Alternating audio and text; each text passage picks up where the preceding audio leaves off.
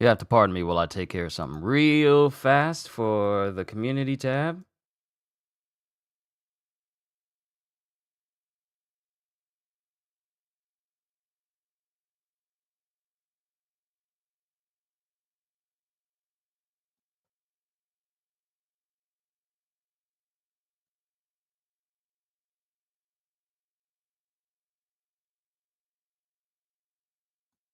All right. Okay, we're good to go. Let's go ahead and get started. Yoda, good to see you. What's going on? Good afternoon. Yo, peoples, Kyushu92 here, and welcome back to yet another live reading of Fire Force. Today, we're going to be... Sorry, new hoodie. Actually, I can show you guys. I got a brand new hoodie for Christmas, and this is the first time I've ever owned like a hoodie, like a whole hoodie that you got to put on completely, and it has pockets in the front. This is the first time I've ever owned like a hoodie like this, and you know what? I love it. I love it because my family knows me enough when it comes to certain graphics on shirts that they know exactly what to get me. So this was a lovely gift for Christmas. Yoda the Great, I will make 1 million accounts just to subscribe to you. Yoda, don't do that. Please, please.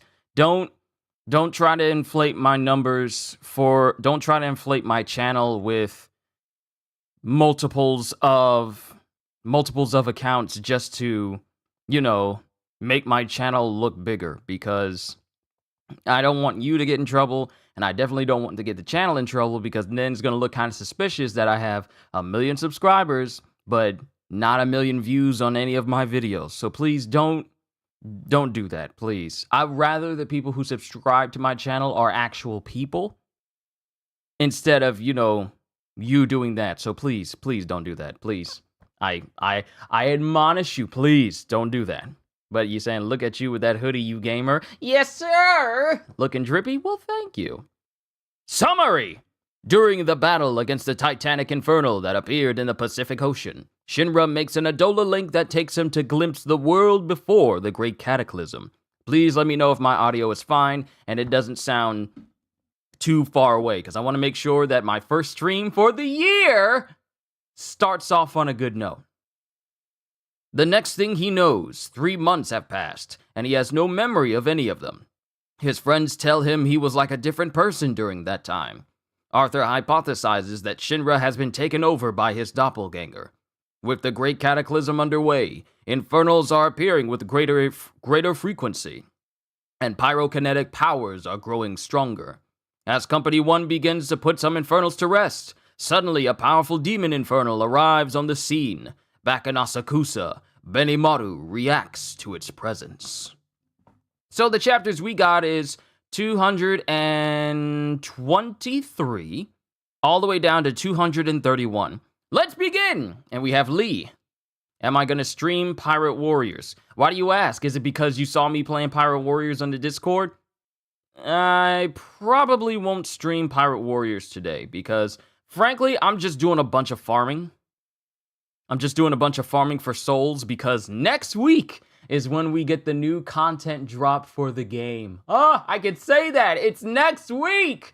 But I'm just farming on my own. That's usually why you see it off to the side. So I don't know if people want it. If more than one person wants it, then sure, why not? But, I'm just farming for myself today. Plus, I need to catch up on some other anime that I've been watching. Not the anime I said I was going to be doing reactions to, but anime for me. But then we have Lee. This infernal. And because remember, the infernal that showed up was the infernal version of Hibachi Shinmon, the father of Benimaru. It's not like the others. And then the ground starts rumbling. Ah, an earthquake! Is this what it feels like when... Is it another pillar? Then, Infernal Hibachi goes, Pillar! The demon ran away! And Hibachi goes flying into the air, and Lee knows where it's heading. It's heading for Asakusa. Chapter 223, The Rambunctious Brat Sets Out. No, Lee's not the one who says Asakusa. Hibachi is the one who says, Pillar Asakusa. Because, yeah, Hibachi is heading straight for Asakusa. And we all know who's in Asakusa. But then we have another pillar coming out of the ocean. It's a pillar! Another one? That makes 6. There's literally only 2 more pillars to go.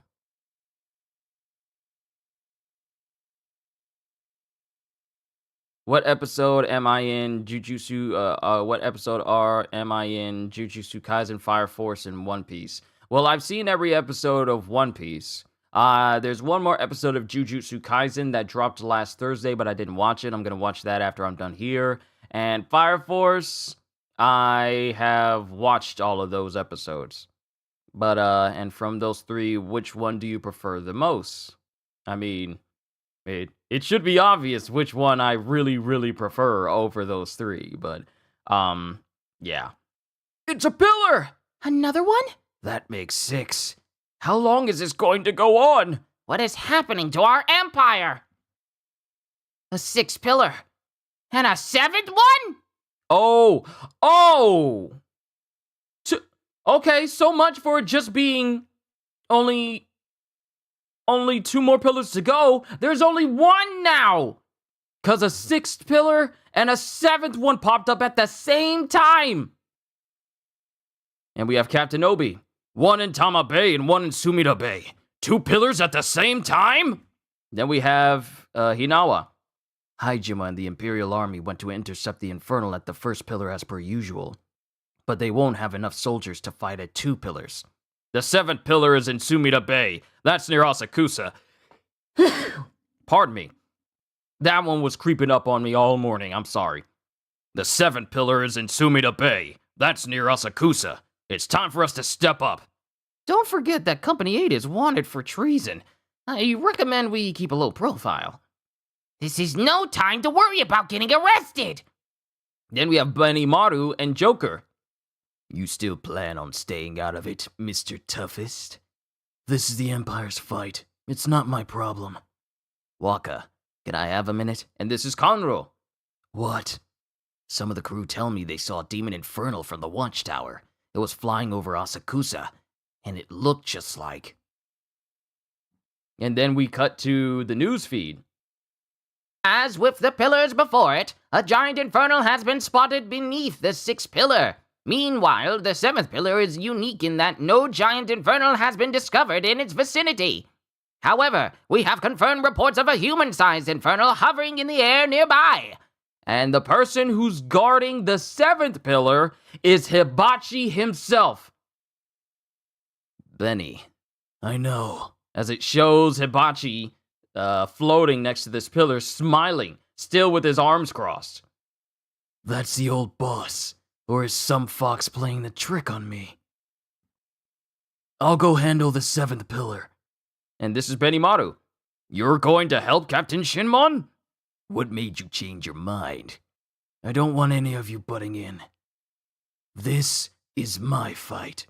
And we know what happens whenever a pillar appears, a giant infernal, so there should be 2, or is there? I don't want any of you butting in. Then it shows Hibachi. This is my fight. Then we have the sirens going off as we have Oguro there. Pillar number 6. You should know the drill by now, Kurono. I hate fighting tough opponents. Can't we let Company 2 take care of it? Hard to believe how routine this has become. Honestly, what is the world coming to? Super Headbutt Cannon is in place! And a 7th pillar appeared too! There's no time to dilly-dally, Oh wait, this is Captain Honda. Who you can never tell speak because this man's mouth is so small underneath his mustache. And a 7th pillar's appeared too! There's no time to dilly-dally! Let's do this! Captain Honda, we've been told that our assistance will not be necessary for the 7th pillar. What? Company 7 is handling it. They told us to stay out of it. What? Can we trust that proto-nationalist? And then we just see a massive explosion happen off the coast, and it's this one infernal. Instead of it having like a space underneath its faceplate that blasts out fire, this thing has multiple arms, and it shoots these gigantic blasts of fire out of its hands. Don't let that thing pass the beach! Captain Honda, your soldier's information is correct. Company 7's Captain Shinmon has launched an assault. We can focus on this pillar. Then it shows them loading Captain Honda in this headbutt cannon. Alessio, good to see you. Alright then, let's not let those proto-nationalists show us up. Super headbutt cannon in place! Honda shot loaded! Oh wait, super headbutt cannon in place! Honda shot loaded! Taking aim! And it shows the infernal. And then it shows Benimaru flying on one of his Matois. And then it shows a flashback of Benimaru when he was younger fighting Hibachi. You dad-blamed idiot? You dad-blamed idiot? You rotten old fart. What'd you come back here for? And Hibachi is just going, Benimaru. And that's the end of chapter 223. Onwards to 224. The Sun and Moon. Sumida Bay, Asakusa. In the sky near the seventh pillar. The pillar's great titan, the demon of Shinmon Hibachi. In the sky to the west. So, here you are. Asakusa Special Fire Force Company 7 Captain, Shinmon Benimaru. Above the waters of Sumida Bay, they stare each other down. It's really you. So that snot-nosed brat has grown up. Wait. No, you haven't. You're still a little baby. The tension when they meet is palpable. They could explode at any second. Why'd you come back, you old fossil? To destroy! Destroy! Unleashing unbridled destruction. Destroy! Destroy the entire Tokyo Empire! And it shows Hibachi launching at Benimaru, still with his arms crossed. And they both launch attacks at each other. EI Chop, Form 1. And they both go to chop each other, and they use the same moves against one another. Kagetsu, Fire Moon. And all of the ocean tosses as we see the clouds part, as these two masters, these two hand-to-hand combatant masters fighting in the sky. Byron, Happy New Year to you too! Welcome to my first stream of the year, reading volume 26 of Fire Force, Facing His Demons.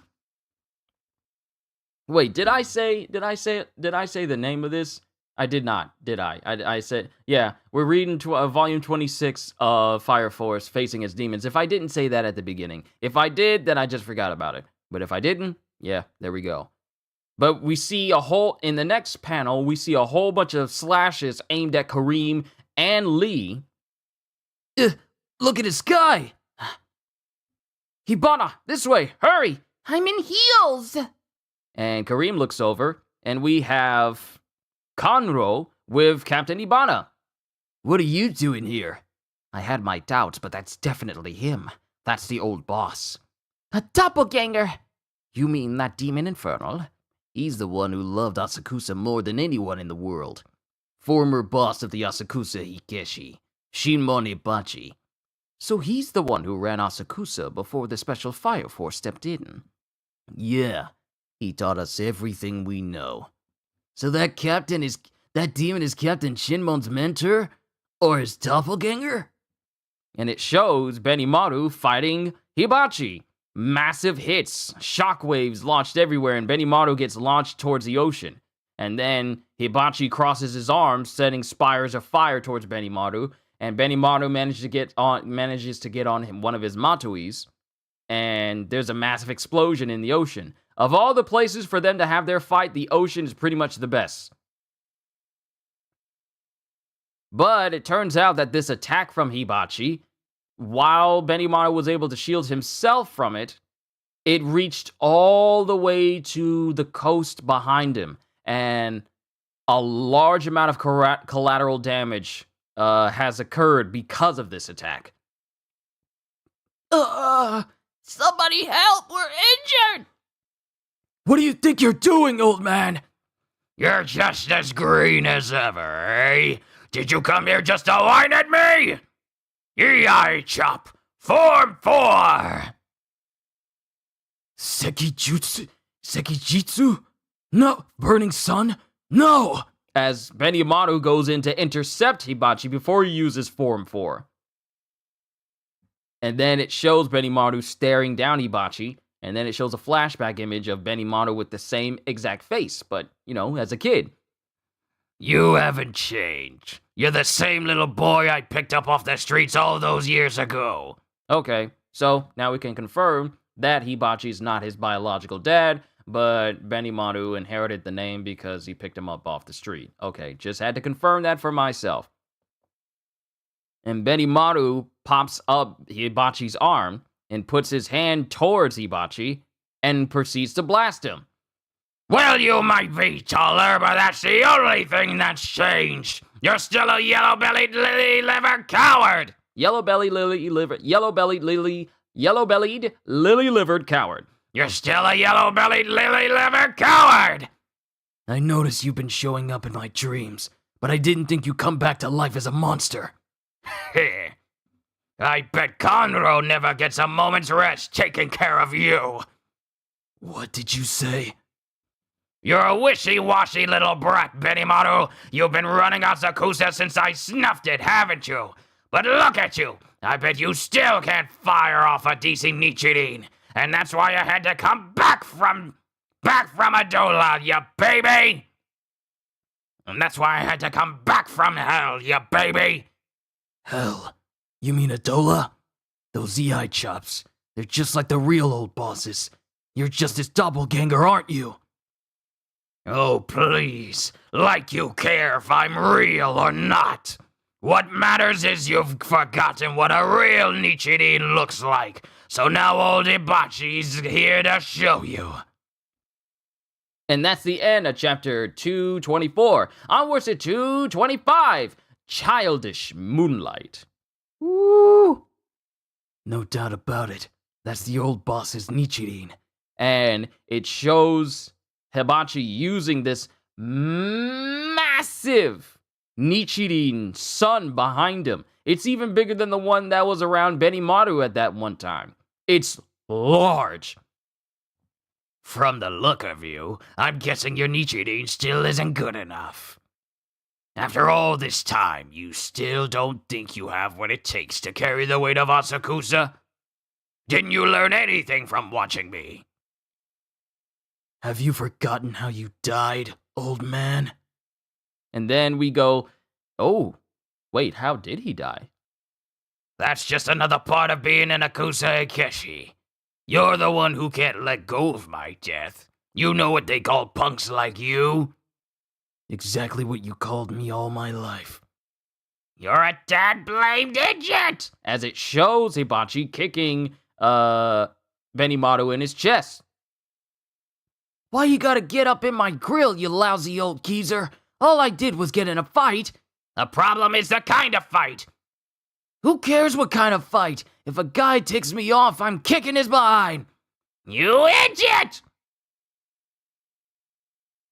Well, he just says, you dad-blamed idiot! And proceeds to kick away Benimaru. That hurts. He keeps telling me not to get in fights, but what about him? Then we have that one subordinate that's taking care of Hina and Hika.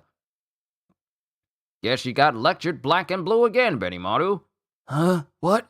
Oh, it's you, Shinpeita. So we have the name of the guy. How did we not get the name of this guy for 25 volumes? Well, actually, we didn't get introduced to Asakusa until around volume 3 or 4. But the fact that we never got a name for this guy, or no one ever said his name every single time we see him in Asakusa, and now we're getting his name? Shinpeita? What? Oh, it's you, Shinpeita. And it has Hika and Hina. What's up, Hika Hina? You want Benimaru to hold you? And it shows Hika and Hina just climbing all over Benimaru as he's just sitting by himself. So, what was it this time? The usual? Yeah, I just don't get it. I mean, I'm not like Hikage and Hinata. I'm just a stray muddy picked up off the streets. I don't want to be a substitute son for some mob boss who didn't have his own kids to take over for him. And then Shin goes, but you're too awesome for it to be any other way, Benimaru. I'm nothing but a dad-blamed idiot. For now, yeah, but the kind of power you have, that's not the sort of thing you can find in any random kid. That's just your opinion, Shinpeita. The boss is always calling me a dad-blamed idiot. Well, nobody ever knows what the boss is thinking, but there are at least 3 people right here who think the way I do. And it shows Hikage and Hinata, and he goes, 3? Strength comes in all shapes and sizes, but having any kind of strength makes you awesome. Hikage and Hinata are just babies, and even they know that. People are drawn to you. And then it shows Benimaru training. Still. Then we have Conro. Look at that. You're working hard. It's my punishment for getting into a fight. So who are you gonna beat up next? Whoever ticks me off. I hear you beat up Kentaro in the shopping district. Yeah, 'cause he ticked me off. But was it your fight, Benny? My fight. And it's 2 people arguing with each other. Leave me alone! Everything tangible will eventually break. That's life. It wasn't like that broke it, you turd. It was you! Now pay me back! Here we go again. It's Kantaro this time, eh? And remember, Kantaro was one of the first people we met from Asakusa that said he wanted to drink with Benimaru later, before the White Clad turned him into an infernal. And that's when the whole fight in Asakusa began. That's actually when Benimaru showed us just how strong he was during that time, was when he had to extinguish his friend Kentaro.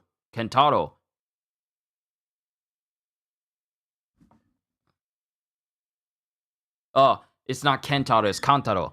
Kantaro! Here we go again. It's Kantaro this time, eh?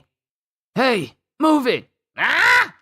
You're standing in the middle of the road. Get out of the way. You again? This is our problem, Benimaru. Stay out of it. Get lost, you snot-nosed brat! And it shows the moment where Benimaru apparently beat up Kantaro. He messed with me first. Besides, he broke something that belonged to Tusky. You're really tough, Benimaru. It won't be long before you're stronger than I am. Those who have nothing will gain nothing. Those who are meant to have will gain. Okay, those who are meant to have will gain much. When you have power, there are things that come with it. Fame, trust, even fear. It's not fair, but that's reality. You can say you don't want it, but you'll never get rid of it. The boss, he's just trying to tell you not to use your power and all the things that come with it the wrong way. He wants you to know the right way to make yourself look good. Was today's fight really your fight, Benimaru? And then Benimaru just thinks to himself, I'll make it simple for you. What I'm saying is, keep it classy. Classy? Now I'm even more confused. The point is, figure it out for yourself. And this just makes Benimaru even more confused about it. It's true. I make the best tea. We're such a motley bunch here, we all like our own tea best. You never get a moment's rest, do you, Conro? Says the guy who gives me the most trouble of anyone. Although, the boss gives me his share too. And then it shows in another bit of time where Conro is speaking to Ibachi. Darn it, Conroll, you're spelling things out for Benimaru again, aren't you? Yes, sir. You don't make it clear enough, boss. If I hadn't said anything, he'd never figure out what you're trying to tell him. I don't want you spoiling him. If punching his lights out doesn't get the message across, that's his problem. Even if Benny grows up to be a monster? He might grow up to be a hopeless dad-blamed idiot. But listen, Conro. Asakusa Ikeshi aren't like the Holy Soul Temple's fire soldiers. We don't have the grace of God or whatever they call it. If anyone's gonna run Asakusa, he's gotta be a hopeless dad-blamed idiot. So he wants Benimaru to be that way. Huh. But that's the end of chapter 225. Onwards to 226. The Burden Bearer's Fate. And Kanro is still speaking to Hibachi. You have to be a dad-blamed idiot to be an Asakusa Ikeshi? That's what I said. Asakusa Ikechi aren't like the Holy Soul Temple's fire soldiers. The Temple's fire soldiers take the Infernal's lives under the auspices of the great Sun God's grace. In other words, God covers their behinds. But we Ikeshi take those lives all on our own. Obviously, we don't have any gods to hide behind. The responsibility rests squarely on our shoulders. We carry those lives, those deaths that we caused. It's a big job, and you have to be a dad-blamed idiot to take it. And Benny? Yeah, he gets it, in his own way. He knows the weight of the resolve he's gonna have to carry. That's exactly why he can't find that resolve. And why He can't fire off a Nichirin. I've only ever loved one woman in my life. She passed on without leaving me any kids, so I'm forcing the stray mutt Benimaru to carry on my legacy. And Benimaru is one wild mutt. You're right, Conro. I can't go making him into a monster. Benny really thinks he's nothing but a big idiot. I see. If that's what he thinks, let him think it. He's gonna have to figure it out for himself. And don't you even think about telling him. When he finally pulls off a Nichirin, I'll tell him myself. Yes, boss. And then there's clanging going on as there's a fire breaking out and someone has become an infernal. Fire! Fire! It's an inferno! And then we see a bunch of Matois around, and it's Kanro, Benimaru, and Hibachi. And Benimaru's there watching, and we see the figure of this infernal, and it's a woman. Well, it was one. It's Setchan. She's the one who caught fire. Got it. Now stand back. No! Stop, please! Ma didn't do anything wrong! You can't kill her! You Setsuko's boy? Please, just let her go! I'm sorry. I can't do that. I'm begging you! She worked hard to raise me all by herself! I'm finally old enough that I can start helping out and pay her back! Please let her go! See, this is a kid who doesn't know. He doesn't know anything. It's not safe here. Get back. And then Benimaru holds on to the kid. Let me go, Benimaru! You know what it's like! Are you trying to make me into a straight... Are you trying to make me into a stray mutt like you? And then Hibachi walks up to Setsuko, Infernal Setsuko, and Benimaru goes, We don't have a choice. and Hibachi does not waste any time in extinguishing Infernal Setsuko. He just swipes, and her whole chest and part of her side just get completely carved out in an instant. And this kid is, understandably heartbroken, but he also starts to tear up and get angry. 9,568. You know what that number means, right, Benimaru? Yes, boss. That's the number of infernals that Asakusa Hikeshi have put to rest through the generations. Almost 10,000 infernals they've put to rest.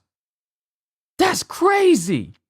We see people take out one or two infernals at a time, or maybe like a crowd of infernals, but the Hikeshi of Asakusa have taken out almost 10,000 across their generations. 10,000, almost 10,000 infernals? That's insane. Y'all strong. That's the number of infernals that Asakusa Hikeshi have put to rest through the generations. We've killed 9,568 people. and today I killed the 9,569th. I personally bear the responsibility of having taken 278 lives, and it's not going to end there. Asakusa is my town, but I'm not going to be around forever. Benimaru, how long are you going to keep running? You need to be ready. Ready to bear the responsibility for all those deaths. That's what it means to be an Asakusa Ikeshi. Get out, Benimaru. And don't come back until you're ready to carry the weight of the Nichirin. And I guess he just sends Benimaru away. Not out of Asakusa, but out of, Hibachi's house. Bear the responsibility for the deaths. A single man carries the weight of the sun wheel. One man acting like he's a god. It's as childish as you could possibly get. There are no gods in Asakusa. The Ikeshi boss takes all the responsibility, for the living and for the dead, all on his own. And then we go through the line. Ei Chop. Form 1, Kagetsu. Fire Moon. Form 2, Gekko. Moonlight. Form 3, Akebono. Rising Sun. Form 4, Sekijitsu. Burning Sun. Form 5, Sokujitsu. Setting Sun. Form 6, Toke. Twilight Sun. And then Form 7, Nichirin. Sun Wheel. And we have Hibachi. As long as I'm in charge of the Asakusa Ikeshi, Asakusa is my town. He carries the sun on his shoulders. He carries the grief, the rage, the resentment of the lives that have been taken. All those different emotions, like the changing phases of the sun. It's too much. I can't let one decrepit old man carry it forever. You think I'm running away, you senile old geezer? You think I'm not ready? I'm ready. I have been since the day the Asakusa Ikeshi took me in. And then he starts flexing on the top of this roof as he goes, Asakusa is my town. which is what he would say when he would fight that horned infernal that raided Asakusa, later on in life. He would say that too. Actually, he said that before he used Nichirin on this same infernal. And in the anime, the one where he does that move, punches it in the chest, and all you get is a massive bass drop as this infernal's body is completely evaporated. Yo, CDs! Happy New Year to you as well. We are on chapter 225 or 26?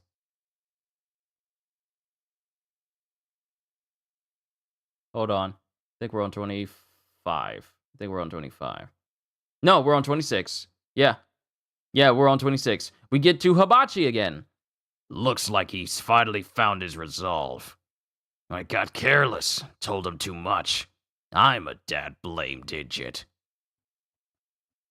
And then it shows someone running up behind Hibachi. And then there's a thump sound.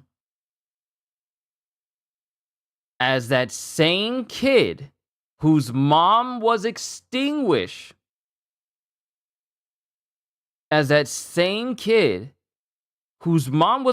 Extinguished by Hibachi gets stabbed in the back by him. And that's the end of chapter 226. Onwards to 227. Chapter 227, Unfinished Business.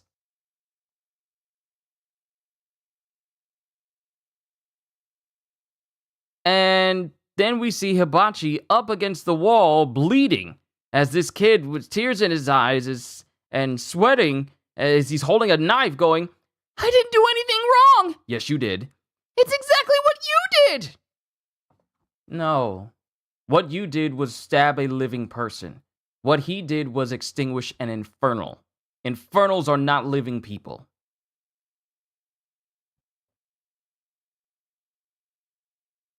I didn't do anything wrong. It's exactly what you did. Yeah, that's right. I've killed. Stands to reason I be killed myself. The grown-ups all love you, but I don't get it. What gives you the right to take people's lives from them? What makes you think that your mom is still alive as a giant burning person? That's a good question, kid. I don't know either. But listen, the Asakusa Ikeshi's boss can't be a sensible man. He's gotta be the biggest dad blame digit under the sun. And then it shows this kid still standing there,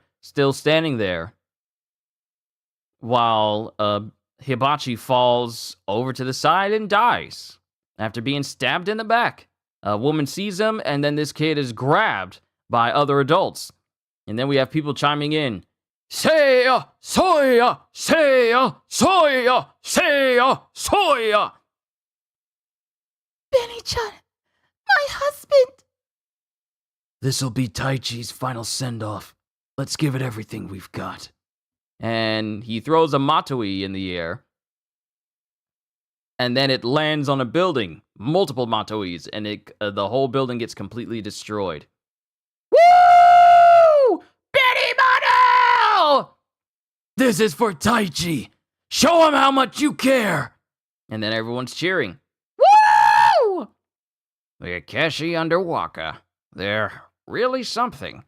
I guess it's technically still the way we did it in the old country. A Benny-style send-off. Waka's the only guy in Asakusa who could ever pull this off.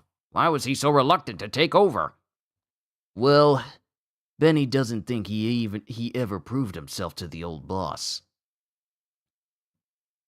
That's why we have to support our Waka. Let me hear you! Woo! And then we leave the flashback as we cut back to the present, where Benimaru is still facing off against the infernal Hibachi. Benny, go on. Show the old boss. You've carried the weight of Asakusa since the day he left us. And it shows Hibachi floating in front of Benimaru with this gigantic Nichirin. Let's think and allow as many of our wishful goals and dreams to come true this year. Work towards manifested, believe in, allow open doors for blessing. See, I don't get into the whole like trying to manifest things and stuff. I don't get into that. I just trust God to just bless me throughout the year, because it's because of him that I've managed to get this far, and it's him I'm going to be counting on to meet my goals and needs for this year. But yes, All you have to do now, Benimaru, is shoulder the weight of a real Nichirin. as Benimaru's in front of Hibachi still, and Hibachi's in front of this Nichirin, and then he rushes Benimaru and tries to knee him and sends him flying in another direction. So I died. When are you gonna let it go? Yeah, you left us. You weren't supposed to go that easily. EI chop. Form 1. Kagetsu! And they both use Kagetsu against each other, and they just continue, and they use it multiple times against each other. Form 3. Form 5. Akebono!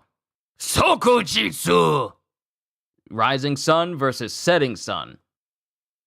And there's such a slice. And remember, in the 3 months of these during the time when Shinra was away, we've recently learned that not only have infernals increased in frequency of appearing, but also the powers of current pyrokinetics have increased massively. And with this clash, let me move this away so I don't hit anything on accident. And with this clash, Benimaru and Hibachi launch their attacks at each other that it literally seems like a beam rises up to the sky and parts the clouds. We sure these guys ain't got Conqueror's hockey on them? Because they split the sky with this attack against each other. And it shows Benimaru getting launched away. Matoi manages to get him in time. Hibachi gets launched away, but you know, he can fly. And Benimaru goes after him. You're tougher than when you died, darn it! Was the afterlife that good to you, you stinking old fart? You've gotten better at trash talk, if nothing else, you snot-nosed brat! And then it shows Kanuro, Hibana, Lee, and Kareem as they're watching. Huh? And Hibana's looking because something has changed out on the ocean. And Hibana's all like, Huh? Was this their fight? What is their fight doing to everything? Did the waves always look like this? And the waves themselves, the waves are changing. The waves no longer look like normal water anymore. It's starting to look like, you know how you have those Japanese paintings and such with Japanese paintings? The ocean itself is changing. Did the waves always look like this? Their powerful flames are bringing Adola closer. The ocean in people's imaginations is influencing the real world ocean. It's happening with the old boss too. He was a tough old bastard, but not tough enough to hold his own against a grown-up Waka. It's Asakusa. This is the image we Asakusans have of the old boss. He may have died because someone hated him, but he still commanded a lot of fear and respect. Waka, you have unfinished business with him, don't you? Wow, so not only as the powers of pyrokinetics are increasing in strength, it's literally warping reality. Out of all the things to warp reality in this series, I never thought that people's fire powers would get so strong that it would literally change the ocean itself into abstract ocean art. It's the flames of Adola are affecting the world so much that it's literally changing the very nature of water. Oh, I can't wait to do a deep dive into all these capabilities in Adola itself when I'm done. I can't wait. Waka, you have unfinished business with him, don't you? Huh? And then Benimaru starts smiling, which you rarely see unless he's drunk.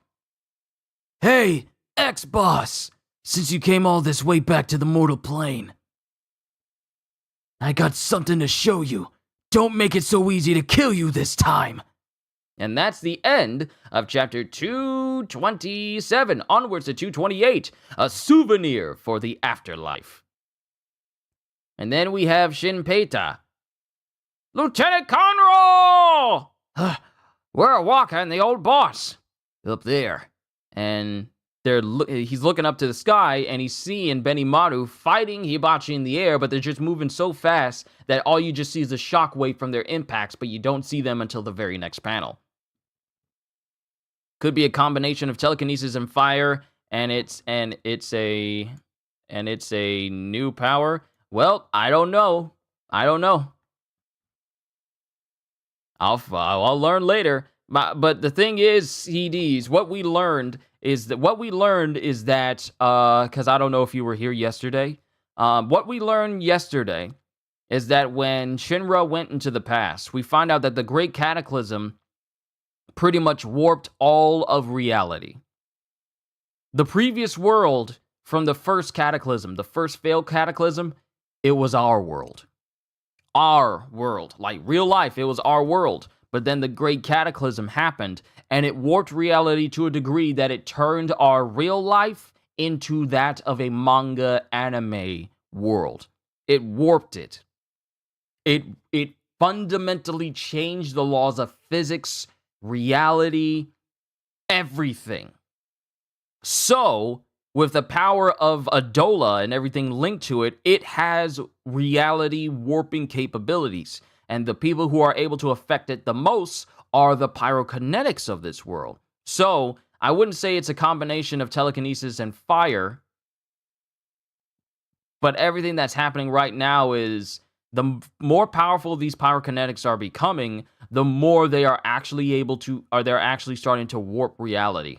And this is just Benimaru versus Hibachi. I don't know how strong everyone else has gotten, but I can't wait to see. But Benimaru's fighting Hibachi, and one of the dudes goes, "It's Waka and the old boss." Yeah, they're both the pride of Asakusa. The gods of the old country are duking it out in the sky above the empire like they own the place. And then all of them just start cheering on Benimaru. Woo! Oh, wow, okay, I wasn't here yesterday. Yeah, I'm definitely going to have to figure it out before the big reveal. Man. But everyone's cheering for Benimaru. Woo!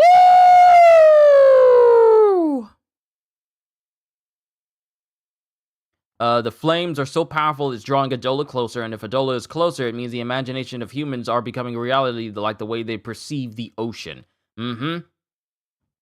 But as they're fighting, Hibachi clashes with Benimaru. Can you hack it, Benimaru? And then he swipes at Benimaru, who gets launched backwards. Mind you, neither one of these individuals have suffered a grievous injury in any way.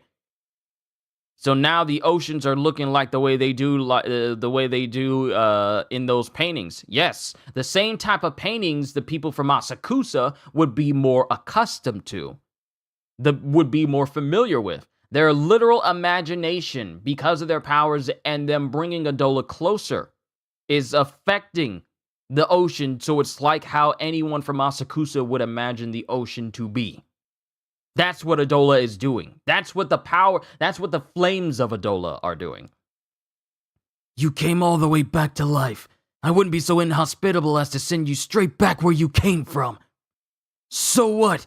You gonna offer me some tea? As he launches back, Hibachi. Well, come on! Come get me! Yai Chop. Form 5. Sokujitsu! Setting sun. And they both use their own moves. Akebono! Rising Sun! And they clash with each other again. And then they both use Kagets! Kagets! Fire Moon. And as they clash with each other, they cross their arms. Form 2! Gekko! Moonlight!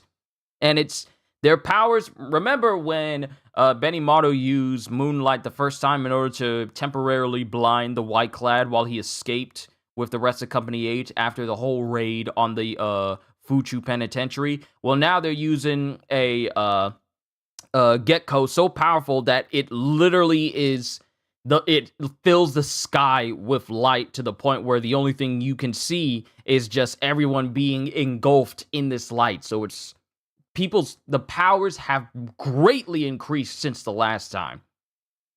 What? It's shining so brightly.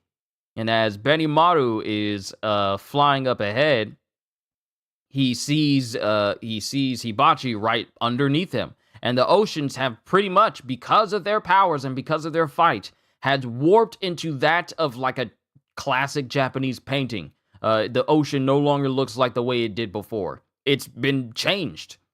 Down here, Benimaru! Form 4! Sekijitsu! Burning Sun! And remember, fire powers have greatly increased in size, scope, and lethality as he lets off this Sekijitsu, and it's basically just this giant beam of fire. It's so large that it tosses the seas, still made to look like that of like a Japanese painting, but it's so large that Hibachi is this small compared to how wide the beam is. Like it's like the width is like kind of like curved up in the shape of my hand as it's just blasting forwards, but Hibachi is just so minuscule in comparison. Say goodbye! And he blasts upwards as everyone watches, including Kanuro. This is insane. The shockwaves and heat are gouging a hole in the sea. The old boss's flames leave nothing in their wake. The shockwave from what Hibachi is doing is so powerful that it's leaving a hole in the ocean where the ocean can't actually, fill that space. It's just leaving this indention in the ocean. So much heat, so much shockwaves.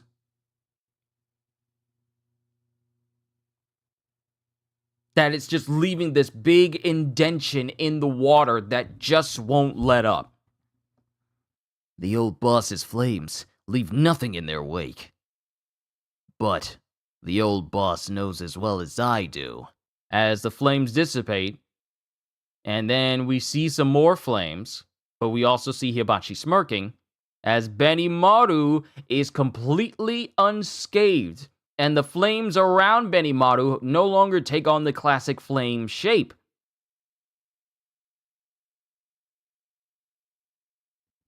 no longer take on the classic flame shape. It's now like drawn flames. He is a child of flame. Kagutsuchi. The fire will always take Benimaru's side. And then we have Lee going, Hit with that enormous fireball and not even a hair out of place. How in the what is going on? What makes Benimaru so strong? It doesn't matter. Strength and weakness aren't logical. Nobody in Asakusa wonders what makes Waka strong. If you're tough, you're tough. And Waka's just tough. And then it shows Benimaru floating on these flames. Like, these flames no longer look like the classic flames in the story. I'm not reading, I'm not going to look at chat because I don't want to see y'all guys talking about anything before I even get to that page. And he's just floating in the air with these unique looking flames now. As Hibachi flies up to him. You're the same monster you ever were. There's something I really need to say to you. And then Benimaru takes out his other sleeve, which you normally don't see. Goes Waka, and goes Kanro. Kanro goes, And then we have Benimaru who bows in front of Hibachi. After you passed away, I, Shinmon Benimaru, took up the torch from Kanro. I've been honored to act as a boss of the Asakusa Ikeshi, which, due to certain circumstances, is now the Special Fire Force Company 7. I know I've been a pain in your behind, sir, but I request a favor of a fight. Yeah, Benny. I want you to see the kind of Akeshi I've become, and I hope you'll agree that I bring no shame to your Shinmon name. And then Hibachi just smiles. And then Hibachi just smirks as he goes, You gonna kill me? And then Benimaru just looks at him and goes, Is that all right, sir? And that is the end of chapter 228. Onwards to the next one!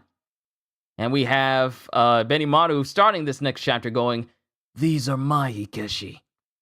As Kanro realizes, and he goes, Come on, guys! And then everyone starts cheering on Benimaru. And then, because I guess it's nighttime now, we see fireworks just shoot up into the sky all around Benimaru. Chapter 228, The Sun Wheel at His Back. Seiya! Soya! Seiya! Soya! What are they doing? Acting like a bunch of idiots. You could do better than that! You call them Hikeshi? I'm sorry, guys. The old boss had to come back as a monster because I never managed to grow up. Let's show him the kind of Ikeshi we are, so he can go back and rest in peace. Sir, yes, sir! As all of Benimaru and his crew just start partying, just start living it up, and cheering on Benimaru. And then Kanro is bowing and he looks back up at Benimaru. Waka! Take care of the old boss! As we see multiple Matoi fly up around Benimaru. What tomfoolery are you up to now, you punk kid? I'm sorry this took so long. Now here it is, my Nichirin. EI form, EI chop form 7. Nichirin, Sun Wheel! And then it shows Benimaru, who has created this his own version of the Nichirin Sun Wheel. Like it has 1, 2, 3, it's a 6, like with 6 different points on it. And then we have Hibachi smiling as fireworks continue to go off. And then as Benimaru is floating in front of Hibachi, he goes, Here it comes. And then all of a sudden, Hibachi suddenly gets blasted with a massive amount of force. And Benimaru hasn't even touched him yet. He just suddenly gets hit with a whole bunch of pressure that he actually has to put his hands up. And this surprises him. And then one of this pressure is strong enough that something clips him on his shoulder. It's the real thing. That is the light of Nichirin. Bold and brave like a wrathful god with a sun wheel at its back. He is a true Asakusa Hikeshi. And then all of Benimaru's crew are being drawn in a more unique style as they go, us! And as the fireworks are going up, we see all these blasts and start to, are surrounding Hibachi as he goes, What a stupid bunch of morons. For crying out loud. as it shows Benimaru directly in front of the chest of Hibachi. This is so like you. This is your resolve? Your Nichirin? Sorry, but I really just like this one better. You really are a dad-blamed idiot. You think you can have the sun and the moon? Nichirin, Sunwheel, Akatsuki, Crimson Moon! As Benimaru hits Infernal Hibachi with not only Nichirin, but Akatsuki at the exact same time. This man combined two moves, as one move hits Hibachi directly in his chest, and then another hits him directly behind. In the sun wheel's light, the moon shines an even deeper crimson. That is what he's poured his heart and soul into. Shinmon Benimaru's style of Ikeshi. As we see Hibachi completely start to crumble away because Benimaru just worked him. And mind you, Benimaru didn't suffer a single bit of damage during that whole fight. Thanks for everything you did for me. Not bad. As Hibachi is enveloped in a gigantic explosion. Even greater than the explosion that took the Infernal we saw in, what chapter? 229. We see an even greater explosion than the one that took the Horned Infernal the very first time we saw Benimaru use Nichirin. And the whole place just goes up in smoke. The shockwave from this attack envelops everybody, and a whole bunch of dirt and dust gets kicked up as everyone has to shield their faces. And we see Lee, we see Kareem, we see Kanro. Benny! As Benimaru lands on the ground, and then Kanro walks up. Benny, where's the old boss? Gone. I gave him a send-off with everything I've got. I see. The jerk treated me like a dad-blamed idiot right up to the end. But after seeing him again, I'm finally convinced. When he called me an idiot, he was giving me his seal of approval. And then Conro just smiles. My Nichirin. It was pretty good, huh? And then Conro just got tears in his eyes as he goes, Yeah, it wasn't bad. You big dumb idiot, what are you crying for? You and the old boss are too stubborn to do it yourselves. So I'm crying for you. As it shows Benimaru and Conro looking up at the moon after this whole fight, as Benimaru just smiles. Thanks. I'm glad to have you around, Lieutenant. As we look up at the moon, and the moon, it's the moon from Soul Eater.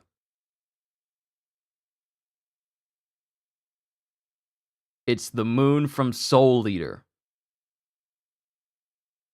Now, mind you, Fire Force was created by was made by the creator of Soul Eater.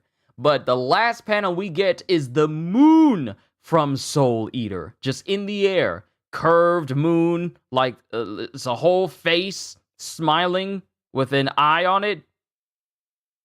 Yeah, it's just a whole big moon face. But that's the end of chapter 228. Onwards to 229. Yeah, it was 229. It was 229, not 228. It was 229. Because now we have chapter 230. The Cataclysm marches on. Me and these. Oh my god. Okay, so the moon has changed completely. Because I thought it was like fine, but it wasn't. I thought it was something that was already a thing, but no. We start this chapter with both Kareem and Hibana looking at the moon, wondering why it looks that way. Whoa. It's Why does the moon look so ridiculous? So the fight between Benimaru and Hibachi not only changed the ocean, but it changed the moon itself. I cannot wait to do a deep dive on this series and read everything about it. It changed the moon! The ocean looks normal again, and the water's right back to normal. And that's the moon? It's really the moon? The fierce battle between Benimaru and his old boss brought Adola closer. Its influence transformed the ocean and changed the art style of the moon. You did that, Benny? I don't know. Woo! The moon is smiling! Yeah! Woo! And our idiots are excited about it. We'll have some Moonas admiring a sake at the old boss's send-off tonight. Woo! And we have the moon that's just in the background, just staring. How can you Asakusa weirdos be so nonchalant about this? The moon has changed into some kind of freaky face. I've never seen a moon like that. No, wait, I have. People picture it that way all the time. It's the exact image we all have of the moon. And then we have Licht who shows up. Now we know exactly what the Great Cataclysm does to the world. As Licht's whole face is covered in hair. Shh! Right now, I am Dr. Marimo. Please refrain from mentioning the name of wanted criminal Victor Licht. Dr. Marimo? You know, like Mosshead. You know, the same thing that Sanji called Zoro. I couldn't just sit still any longer. What do you mean, we know exactly? Hey, Conro, you said the old boss wasn't like that doppelganger, right? Right, but he looked and acted just like him. It was the same with my own doppelganger.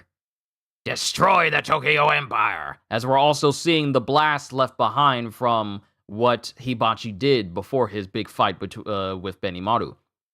Sure, the old boss was a brawler, but he wasn't the kind of guy to go around breaking everything in sight. The Great Cataclysm is the assimilation of our world with people's image of it, but the White-Clad cult's goal is to return this world to flame. That's what Rekka was saying too. Okay, so let's say the Great Cataclysm is supposed to align the Adola from our imaginations with reality. But if that's true, that's not what the White-Clad goons are going for. Adola is an amalgamation. Adola is an amalgamation of human imaginings. If the White-Clad cult wants to get us to the final destination of those imaginings, that would take us to death. And it's Captain Ibana is drawn in a very detailed style here. Like, she's very detailed here when she says death. Yeah, that does jibe with what they told us they want. There's one pillar left. When the world fully merges with Adola, our world will be destroyed. I don't think I like the sound of that. Want me to go ahead and break the world before it falls apart anyway? Benimaru is just so casual with it. Please, don't joke like that. It was bad enough when you fought the boss. What if your doppelganger shows up? And then we go back to the other pillar, where Captain Honda and company were fighting that one infernal. Recover the Honda shot! Hurry! Pull out! And then we have Kurono, who's walking out of the ocean. I was just processing that it had split in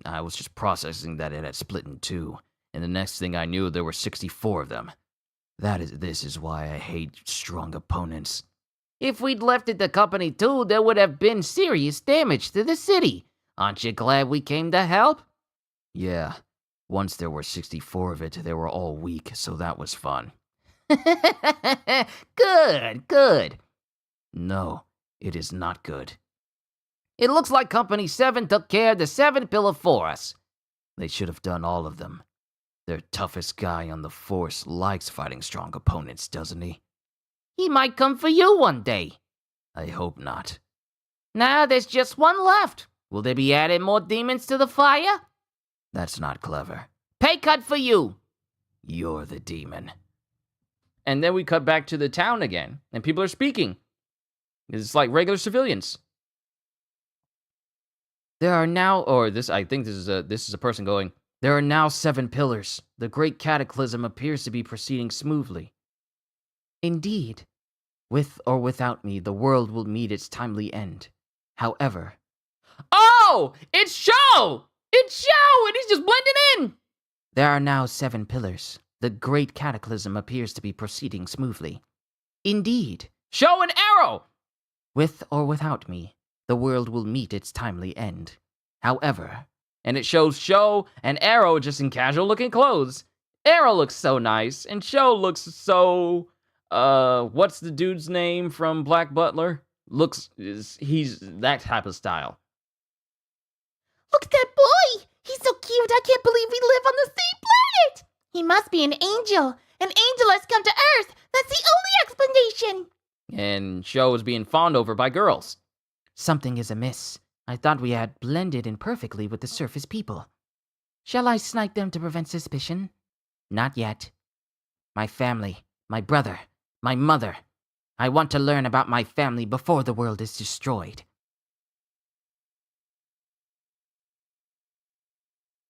And then we get to a big building with both Show and Arrow. This is the Shinjuku city office. So this is where we'll find my family register. Publicly, my mother and I died 12 years ago. But if we examine the official copy of our family register, I should learn more about my family. But, Commander, neither you nor I exist in this world. Might that prevent us from gaining access to the register? I have no intention of following official procedure. Have you forgotten my power? I shall stop time and steal the records. You stay here, Arrow. I'll return shortly. And then he uses his powers as it shows both Show and Arrow at a child's park. Commander, is that? Yes, the official copy of the Kusakabe family register. As I suspected, it claims that I am dead. And then we see the name of Show and Shinra's mom, Mary Kusakabe. Mary. Or Mari Kusakabe. Mary Kusakabe. So that is my mother's name. Huh? What's the matter? What is the matter? No matter where I look in this record, I cannot find my father's name. 'Cause the father's name is unknown. And that's the end of chapter 230. Onwards to 231, Origins. And then we have 119, and one of them is standing in front of Show and gives him a balloon. Here you go. And Show is holding the balloon. Then a kid rolls past Show, and it rolls past Show on a scooter, and it's these two girls going, What should we play? Whatever you want. and Show's looking with a blush on his face because they're like, Oh. Commander. Huh? I have asked directions to the hospital. I see. Well done. Holy Soul Medical University Hospital. My father's name was not listed in the Kusakabe family register, but we may find something in the hospital's birth records. Are you going to stop time to get those records too? Of course. Then you can stop time even without the evangelist's grace?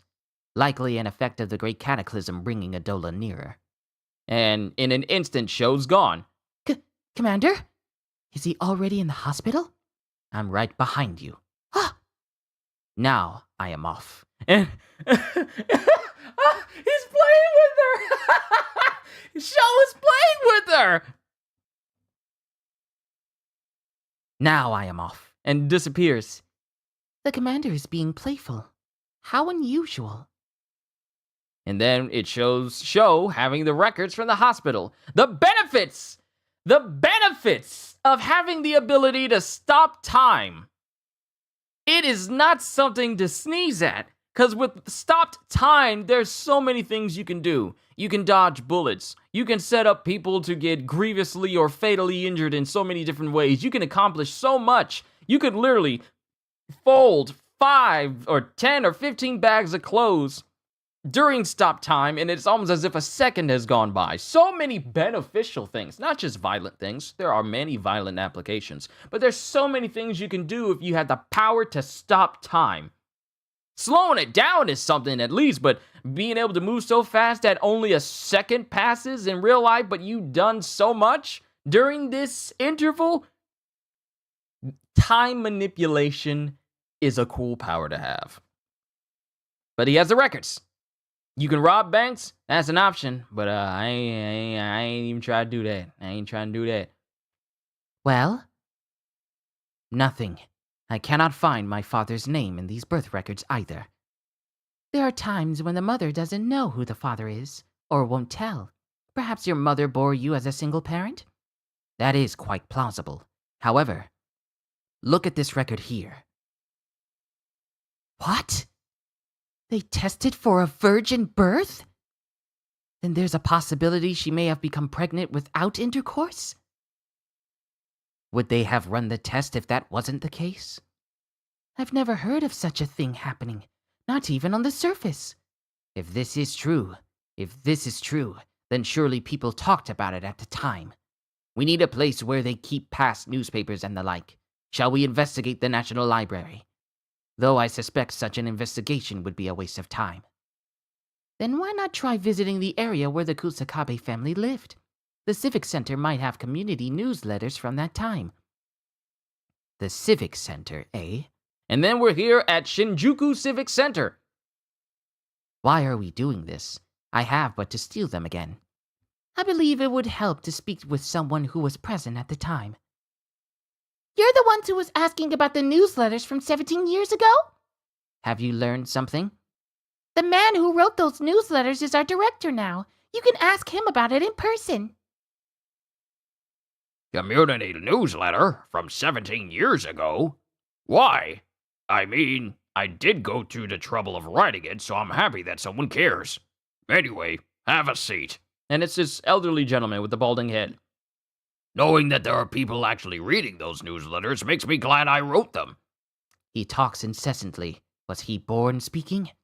Shall I snipe him? Not yet. Notice how he doesn't say no. Notice how he doesn't say no, don't kill them. He's saying like, not now, not yet. Which means later on. But, my, what can I say? It was a long time ago, so I'm not going to remember everything, of course. And show was silent. But you're asking about 17 years ago. Now that's a time I know all too well. It was a very memorable year. Memorable? The Kusakabe family went through a lot, and I'm not just talking about the fire 12 years ago either. A lot? What happened other than the fire? Well, the lady of the house had 2 boys, you see. And you'll never believe it, but no one knows who either of the boys' father is. This much I have learned. It was in the hospital records. Can you believe it? Virgin births. It's unheard of. Still, if it's true, that would make her a saint. So of course I had to leave a record in the community newsletter. Shobotai, what's going on? He's merely a gossip monger. It won't surprise you to learn that no one believed Kusakabe-san. She was young, just a teenager. We all suspected she was trying to hide some dark secret. Maybe one of her school teachers was a father. For example, maybe one of her school teachers was a father, for example. Very few people believe she was a virgin. I mean, from what I understand, even her own mother refused to believe her, the poor thing. Shall I snipe him now? Be ready. The fact that Joe says be ready to kill him right now! Sorry you're late, but Happy New Year. Don't even worry about it, Shobotai. Shall I snipe him now? Be ready. But you see, apparently, it was true, and there's proof. Proof? The Holy Soul Temple came and pressured me not to publish a record. And you know who I see in this? Not only do I see the people that served Emperor Raffles, but we also see Sister Sumire! But why? Who can say? I'm not a journalist, just a public official. I'm not gonna go chasing stories. I don't need to know why. If they're telling me to stop, that's what I'm going to do. But to think the government will go out of their way to stop me from printing a silly little community newsletter. Commander, This sounds more like Yona's work than that of the temple. Does this mean it truly was a virgin birth? What does this mean? My mother, my family. Why hide it? What happened to the Kusakabe family? As it shows Mari, Sho, and Shinra. Why has my brother become a devil? No. Why was he made into one? I was sure this young lady would be doing all the talking. You are a bright young lad. You are a bright young lad, aren't you? Let's go. Aye, sir. And then Sho stands up and he's suddenly he suddenly has an Adola link. An Adola link? And the person he sees, well, what he sees in front of him is the infernal version of his mother. His mother is Adola linking with him. You're my mother. To be continued in volume 27. And that's the last chapter from this. Oh, okay. Translation notes. Kagutsuchi, page 120. Here, Kanro compares Benimaru to Kagutsuchi, the god of fire in Japanese mythology, whose heat is so intense that his mother burned to death while giving birth. The word Kanro uses when he calls Benimaru the child of flame is Moshigo, which is a child who is born as an answer to his or her parents' prayers. This implies that Benimaru is a gift to Asakusa, given by the flames. Wrathful God, page 137. Specifically, Hibachi compares Benimaru to a Myo, or Wisdom King like Akala, see page 20, we went through that too. These Wisdom Kings are wrathful manifestations of Buddha, and are often portrayed with fiery circles behind their backs. Moon Admiring Us, page 152. A traditional Japanese activity is to go out at night to admire the moon while enjoying a cup of sake. This is called tsukimi, or moon viewing. Here, Benimaru suggests they should have tsukimirare sake, where tsukimirare is still technically means moon viewing, only this time the moon is the one doing the viewing. Dr. Marimo, page 153. A marimo, also known as a moss ball, is a type of algae that grows in lakes and forms into green, velvety balls, much like Dr. Marimo's head. Surely, the name's resemblance to that of a video puzzle game doctor who uses two-tone medical capsules like the one in Marimo's hand is purely coincidental. And then lastly, Mare Kusakabe, page 167.